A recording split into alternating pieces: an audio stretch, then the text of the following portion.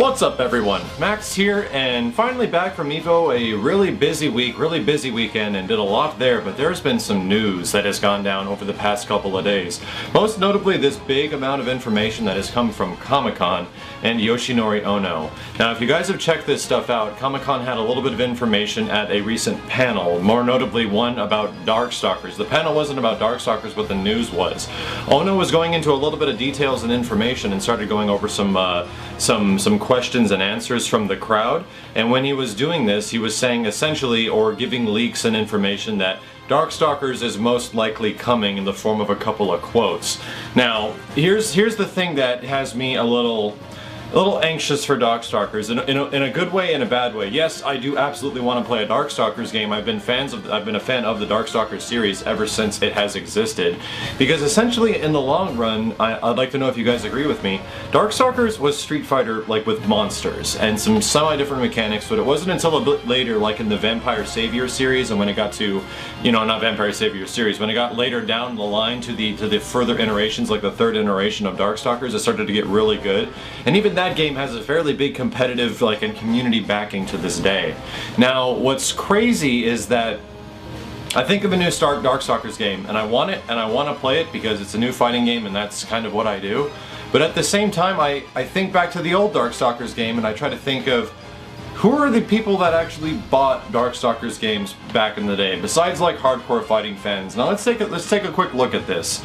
And don't make it seem like I'm bashing Darkstalkers at all, because I actually do really want a Darkstalkers game, and just hear me out. So Darkstalkers back in the day was an arcade game, a game that was based largely amongst arcades sitting next to Street Fighter machines and other fighting games. You saw it and it looked amazing. Darkstalkers animates incredibly, it's awesomely vibrant with colors and creatures and monsters and everything that you would love as a kid, and it looks totally awesome. One of the big draws of the game though, however, was its, well, I'll just cut right to the chase. It's boobs. I think that was one of the big things that Darkstalkers had, is it had a lot of scantily clad, designed by female figures amongst it, and for kids growing up it's like, look at this game, you know? It's got one of those appeals to it similar to like a Dead or Alive game kind of early on, but it was much more deep than a Dead or Alive game when it came to like the mechanics and the aspects of the actual combat engine. Now this is where I get a little bit worried, because Darkstalkers games in the past haven't exactly had a huge luxurious amount of success. Everybody knows about the Darkstalkers series. It had its own cartoon, and I think it had its own movie at one point as well back in the 90s, but minus its run in the 90s, like the console versions of the games, hence the ones that were on essentially PlayStation and the Sega Saturn. I don't think there was anything else besides those, really, if you want to consider maybe some PC ports. But Darkstalkers wasn't the most popular game, like when it came to consoles. I would really argue if those games even sold over like 100,000 to 200,000 units, and this is where I get kind of concerned. A lot of the time, or over time, Darkstalkers characters have become kind of embedded into fighting game history, into the history of video games. It'd be hard to ask somebody if you didn't know who Morrigan or who Felicia was in this day and age, just because those characters are so iconic. I think if you look at the series of Darkstalkers games, like Morrigan and Felicia, and to a lesser extent Shenko, are some of the most memorable in the series. Like, I like guys like Lord Raptor, you know, guys like Dimitri. These characters were really cool, but those two characters like Morrigan and Felicia, there's a reason that everybody remembers what they are or who they are. So here's where I get a little bit worried. I'm thinking that is the huge amount of fandom for Darkstalkers mostly because of this, like, you know, this remembering of old games and just the characters, and they forget, you know, what kind of a game Darkstalkers is? Or is it legitimately like a pursued fighting game that people really want to see? Because that's kind of the argument that I've had with some friends as of late, that we ask and talk about, you know, do we really want to see a new Darkstalkers? Is this a really good idea?